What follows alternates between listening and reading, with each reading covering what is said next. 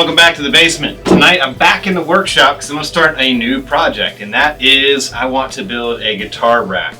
I want to get the bass guitars off of the wall so that I can start building acoustic panels and put the acoustic panels on the wall instead. So I got a basic design. I'll put that on screen right here.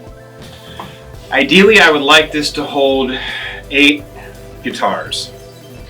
It's going to be difficult to do that because I don't want it to take up that much length. Alright, so quick math. If I want to get these guitars on 8-inch centers, which is my preferred length, this thing would have to be 64 inches, which is about 5 1/3 feet in length. So 64 inches. It's like that long. I don't want to have it that long. So I think what I'm going to do is I'm going to go 48 inches, which would put the necks and the bodies on 6-inch centers to get 8 guitars. I think 6-inch centers is fine. But yeah, 4 feet, that's long. I mean, there's no two ways about it. 4 feet is long. 6 feet is, or 5 feet is even longer. So my dream of having 12 guitars on one rack, well, that thing would have to be like 8 feet long. I'm not doing that. So yeah, I'm going to try and get, like I said, have space for 8 guitars on this rack. So I'm going to go with 48-inch centers, which means I'm going to mill these boards.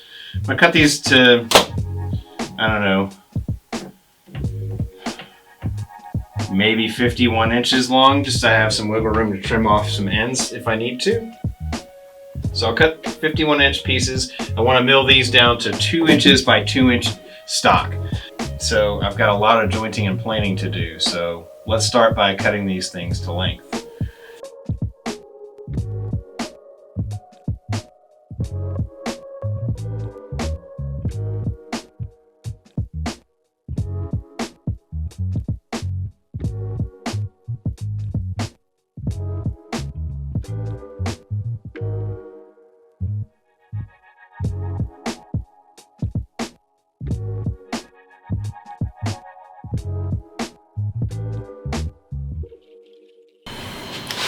Alright, before I start the milling operations, I need to find at least 2 more pieces that I'd like to be about 42 or so inches in length so that I can make the longer diagonal pieces that go on each end.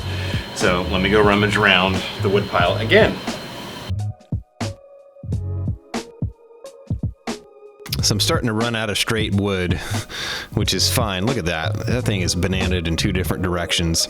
Not a good piece of wood for what we're doing, but fortunately I have a lot of extra thickness to it than I need, so I'm able to, find a nice straight piece of wood in here, as you'll see in a second.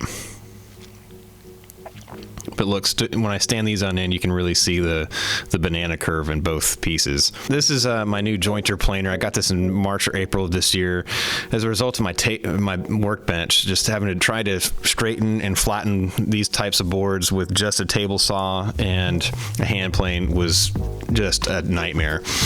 So with a big banana piece of wood like this, I put the concave side face down so I have a contact point on either side of the, both sides of the jointer bed. I keep running it back across until I get it flat.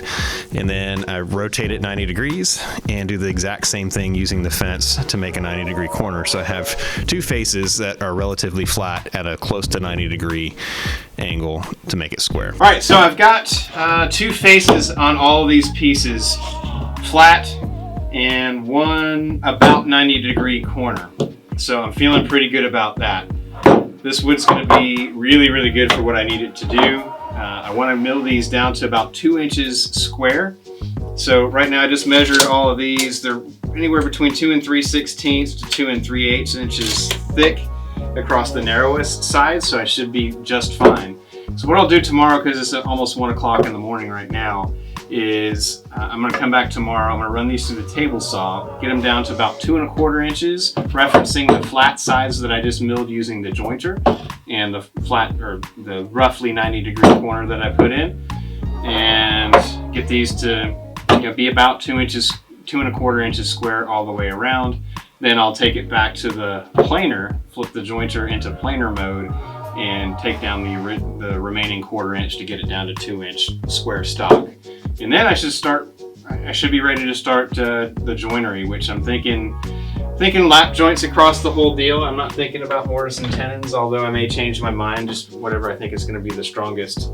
But there's going to be some complicated angles that I'm not used to doing, so there's not going to be just 90-degree angles. So I'm going to have to use a little bit of math, which is not my strength, but I think we're going to get a nice product at the end of the day. So back tomorrow.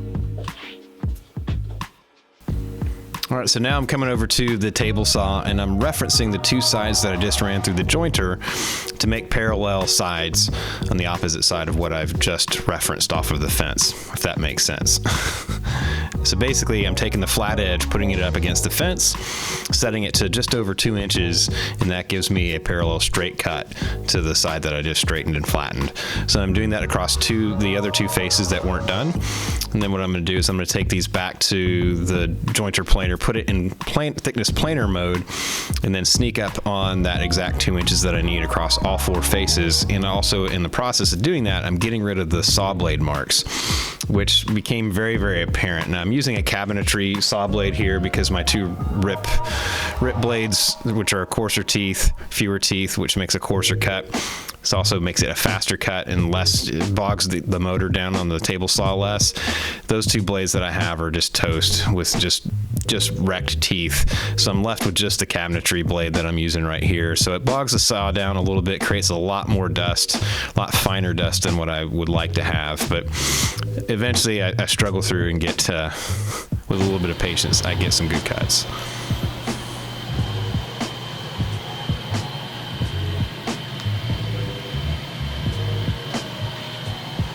So those are kind of squarish pieces. So now I'm going to run those through the planer, get them to a uniform thickness and hopefully a little bit more square. Here's the scrap. I'll figure out something cool to do with those pieces.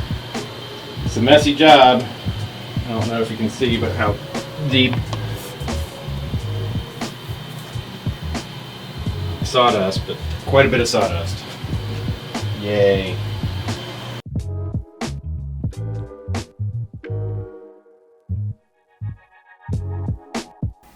All right, so now I'm switching the jointer planer from jointer mode, which is where I run the workpiece across the top of the blade, to planer mode, which where I run it underneath the blade.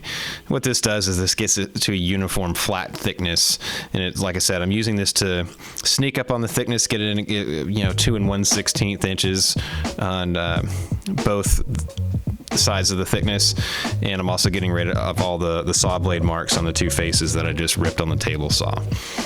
So you kind of get the idea. This is pretty repetitive, but man, trying to do this with a hand plane is so much worse. What would have taken me probably, I don't know, just a week worth of 1.5 to 2 hour nights to get all this done with a hand tool, I get this done in about 1.5 hours in one night. So, and that's with the table saw ripping and then running it through the thickness planer. So to me, this tool was worth the investment because it allows me to process all this rough cut lumber that otherwise would be junk. And it allows me to get some wood with some cool character. That's what I love about the Palletwood. Yes, this isn't like instrument quality wood by any stretch of the imagination, but I am saving some wood from the dumpster.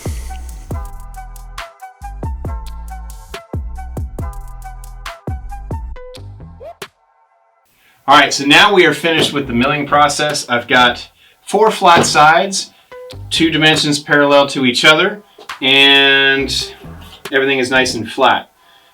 Not everything is square. I've got a few boards that, actually most of these boards are not square, so I think it's a combination of things. I think it's either the planer bed is not parallel to the blade, or I messed up on the jointing process and didn't get at least one of those angles perfectly square. Either way, I think it's a combination of both, but for this project, I don't necessarily need the stock to be perfectly square. This is certainly good enough for what I want to do with it. It's definitely a lot less warped and twisted, so that's the good thing. So this is all 2 inches thick all the way across. I've got more wood than I need to do this project with, which is on purpose. I always like to have a couple extra spares in case I mess one of the cuts up. But Anyway, I digress. It's getting late. It's almost 12:40 a.m. and I need to get some rest so that I can get some work done on this tomorrow evening. Maybe start putting this thing together, or at least start mocking it up. All right, it's time to start actually trying to plot this out and start getting things together in this particular video. So what I'm doing right now is I'm trying to figure out some angles. So let me bring you in so you can see what I'm talking about. All right, so here's the plan. I'm trying to make something shaped like that to essentially make the frame. So I've got it laid out here. What I'm trying to do is get the angles just right. So what I want is wherever the neck meets this long piece, I want that center to fall down on this side of the joint or right on the joint rather than on this side, so that it doesn't want to lean back that way when I lean the guitars against it. So ideally, if the center line falls right about there, that's what I'm looking for. So in order to do that, I got to kind of do something like that. I've got to mark right about there. That's 36 inches from the foot, which is where I think I want to put it, just in case I want to actually put standard scale length guitars on this rack. But I don't know. I don't know that I want to put standard guitar length scales on this, standard scale guitar lengths on here. I think I only want to own baritones and basses. So anyway, that's what I'm doing right here. I'm trying to play around with this. I'm going to do lap joints here and here with this on the outside. And then I'll do a lap joint here on the inside of this piece. And then what I'll do is I'll make two of these frames. And once I make two of those frames, then I'll piece them together at these points right here. So one here, one here. That will essentially give the bodies of the guitar somewhere to sit. Of course, I'll pad that. And then where that mark is, or maybe 1 inch above it, I'll put another one. So there'll be one right here at the very, very tip top. And I may end up doing that out of a wider piece of wood to make something kind of like this for the guitar necks to sit in. I think that'll be an easier task than doing what I was thinking of doing. But anyway, that's what I'm working on right now, trying to figure out how I want to do the joinery and how I want things to sit. So I have a feeling I'm going to end up doing through tenons on these joints rather than half laps for the pieces that stick the two uprights together. So the uprights will be half laps, and then it's kind of like this joint right here on the workbench, as dusty as it is. So I've got a half lap right here, and then this piece is actually a through tenon coming through right here. So that's probably what I'm going to do to span the length, much like the way that I did the shelf on the workbench here. Anyway, so that's the plan, at least how I'm figuring I want to attack this. So now I just gotta draw some lines and start cutting some wood. That's the scary part, because once you start cutting, it's kind of no going back. I just want to make sure this thing is balanced well, because I don't want this thing tipping over. That's the biggest thing I'm worried about. I don't want the guitars hitting the ground by making this span too wide so that the guitar body goes through. So I'm going to give it some feet on this A-frame, but I just need to make sure this width fits the bodies. And then, like I said, I want where the necks lean, I want it to be on this, at least on this side of the lap joint, so that it's not wanting to fall over. So that's what I'm working on. I'll come back after I figure out where those marks are, and we'll start cutting some wood. There's two parts of any build process that I just kind of agonize over, and that's, the layout up to the first cut and then the glue up. Those are the two stages that kind of stress me out, because I'm trying to really think my way through this, be strategic about how I approach it, and go from there. So what I'm doing here is I'm setting the feet. I want to cut the angle of the feet first. I want to make sure above and beyond all else that this thing is going to sit flat on the ground, and that I get the angles right to do just that. So once I feel like I've got that pretty set, I reference everything else off of those angles.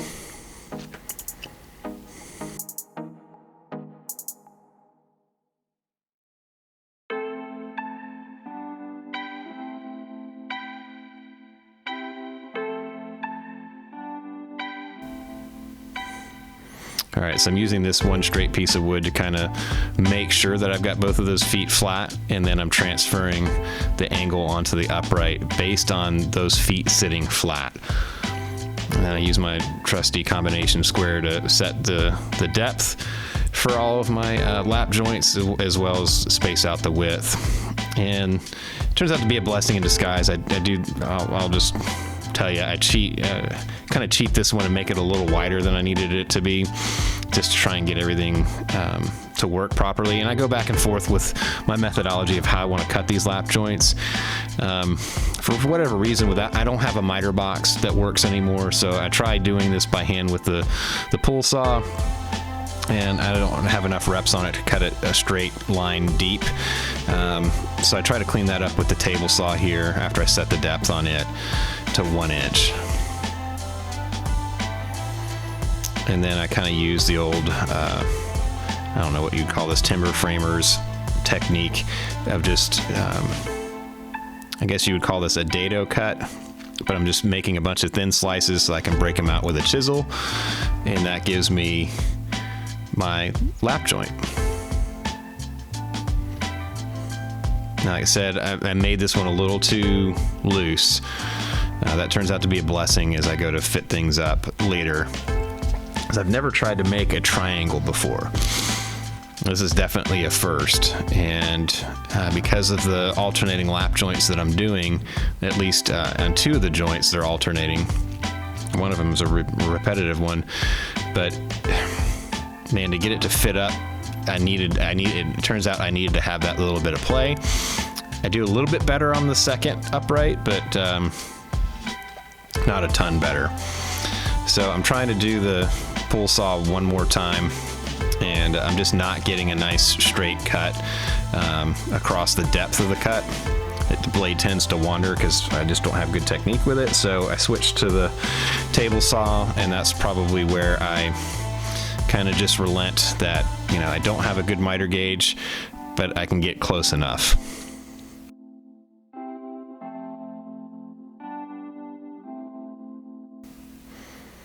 So you can see there's a lot of cleanup work with a chisel, and even fine-tuning with sandpaper at times. I later switched to a rasp, which I regret, because it's really easy to go too far with a rasp.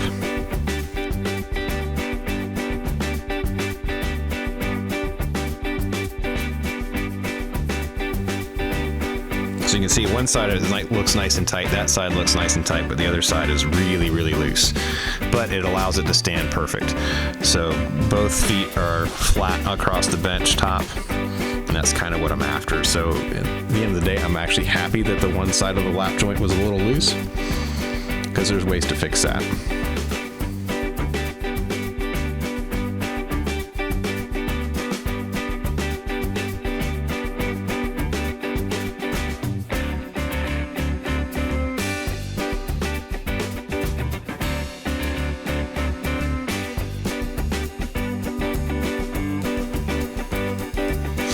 So now I'm laying out the the bottom edge of the triangle, and I'm getting that level just by measuring up from the foot, an equal length on both legs.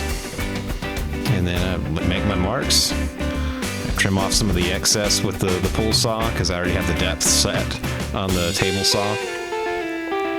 And I start notching things out again. Now what you're seeing me do here is I'm trying to clean up just the breakout from those little slices that I'm taking out. I'm using the saw blade as a shaping tool here, just to remove as much of that as possible. And it cleans it up a ton. There's very, very little chisel and sanding work I have to do to get the notches to fit, to get the joinery to fit. If anything, it's just a little fine tuning on the width, but typically that cleans up a lot.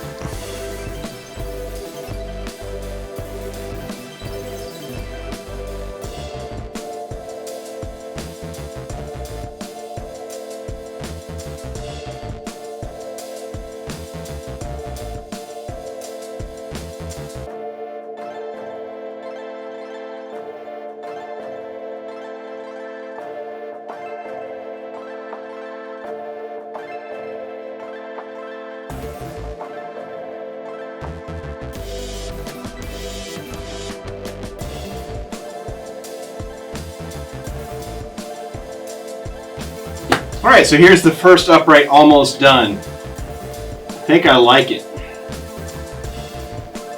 So the only other cut that's left to do on this is to level this across the top, and ultimately I think this is going to look really good when I get a mirror image of this done. So that's going to be what I'm going to do tomorrow. It's a little after midnight right now, so I'm not going to clean up these joints. I'm certainly not going to glue them, because like I said, I have to make a mirror image of this that's exact. And I'm going to start working on that tomorrow. So we'll see you then.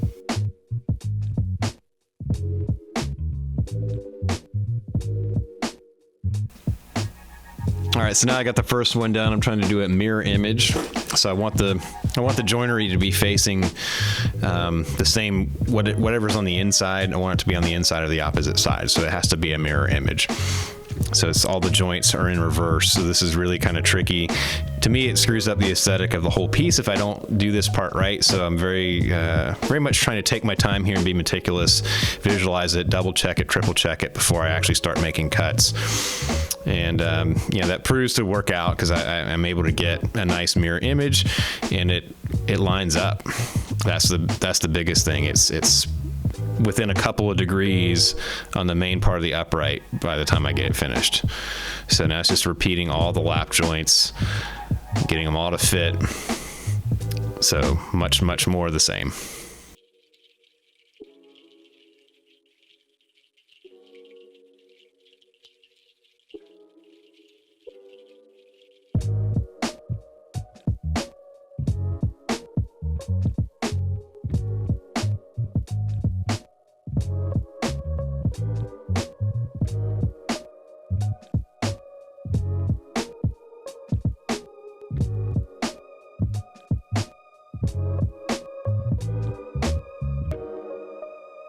All right, so naturally, once I get the rough cuts done and get it all lined up, I got to do kind of a test to see if I like the length with the stretchers.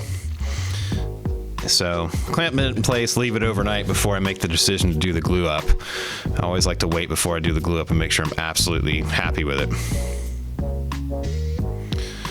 So at this point, what I'm doing is I'm cleaning up all of the joints, trying to get them to sit well inside one another, using a chisel and a rasp. Again, in some of the cases I've never used a rasp to kind of clean out lap joints like this, mainly because I haven't had one. So it definitely makes shorter work, but it's easy to go too far and create problems, or to make something that was flat sort of round. So I eventually switched tactics and rely more heavily on the chisel than I do on the rasp a little bit later on with some of the joinery.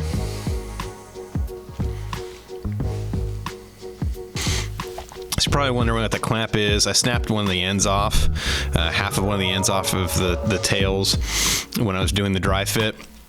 And I did that actually on two pieces, oddly enough, in the mirror image sides. So I wasn't sure if I was going to leave the tails on or not. I was toying with the idea of leaving the tails, even though that wasn't the original design, just because they look cool.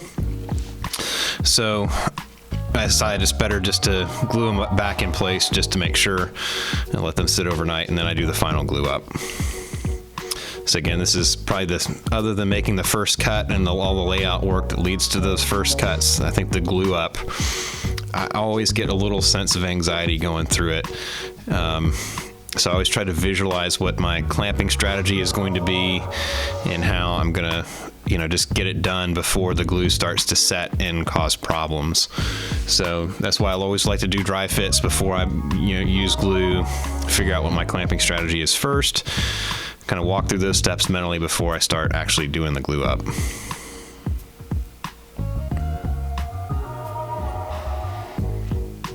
So my goal here is, like with the workbench, there is 0 metal fasteners holding this thing together. So this is all going to be just wood joinery and glue, and that's the same aesthetic I did on the workbench, and that's what I want to have on this guitar rack.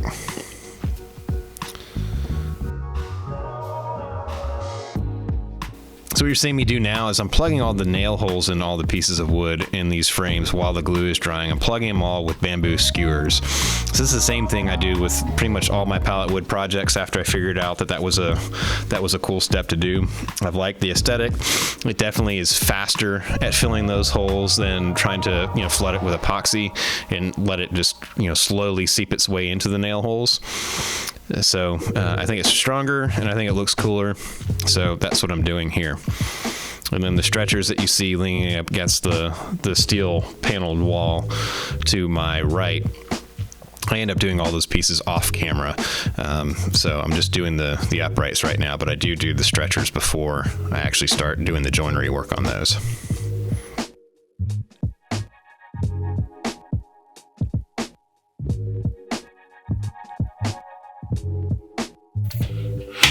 Okay, so I'm back. It's had a chance to dry for several hours, at least enough to take things out of the clamps. So I'm going to go ahead and do that now. So I'm not really happy with the gaps that some of these joints left me with. On one side they look good, and on the other not so much in some cases. But that's okay. I knew I was going to basically fill all these cracks and crevices with epoxy anyway, which is the least fun part of this project for sure. I was toying with the idea of not doing epoxy fill, but it's just going to bother me to not put something representative of the workshop into the music room where I play the stuff. So this will be basically kind of a tribute to the workbench that I built, started mid last year and finally finished beginning of this year. So consequently, because I'm doing something like that, I was trying to decide what kind of joinery I want to put the stretchers on with. I still haven't really figured out what I want to do with the top stretcher, where the necks and headstocks are going to lean up against. Haven't really figured out what I want to do there yet. So until I figure that out, I'm going to continue to work on the frame here with the stretchers across the bottom. So what I was going to do was to cut these flush, cut these tails off flush, and then half lap again with the stretchers. I like that idea, and I still kind of want to do it, but there's a mainstay piece of joinery that's missing from this particular workbench, and that's a through tenon. And that, probably for me, it's the toughest joint to get right. So I need some practice, that said. So I'm going to be doing the horizontal stretchers across the bottom using through tenons. But anyway, so right now what I want to do is I want to scrape all these bamboo skewers flush. Probably use a chisel on some of them. I've got one hole that I missed, so I'm going to go ahead and address that. And we'll get started making some through tenons. All right, so we're in the home stretch of this particular video, this episode in the build series. What I wanted to accomplish with this time was to at least get the uprights built. So you see me going back and using a chisel to get all the little tips of the bamboo skewers that were protruding off. Then I take a card scraper and get them nice and smooth. Now I take the pull saw and clamp my workpiece to the bench, and I start cutting off all the tails. And you'll see some cool things that happen with those bamboo skewers, like on that particular joint, where the cut actually goes right through it and exposes the cross section. I think to me that's a cool feature piece.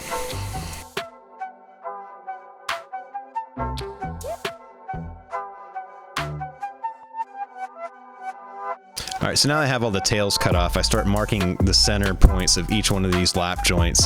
What I'm doing is I am drilling out right there where X meets the spot. That's how I center those up. What I'm doing is I'm drilling the starter hole for the through tenons that I'm going to do for the stretchers across the bottom, and then also that upper lap joint. I'm actually going to do a drumstick dowel pin. That's one of my other favorite things to do with pallet wood projects, is to just strengthen a lap joint with a dowel pin. And I like to use drumsticks. So save your broken drumsticks. I can find a use for them and give them new life. So they make great dowels.